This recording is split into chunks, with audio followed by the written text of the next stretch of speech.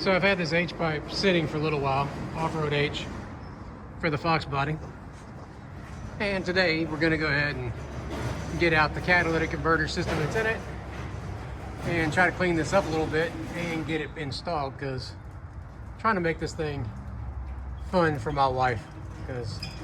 she wants to drive it and I want her to drive it, and just trying to get everything done right for her. So working on this today, working on the Prelude too, but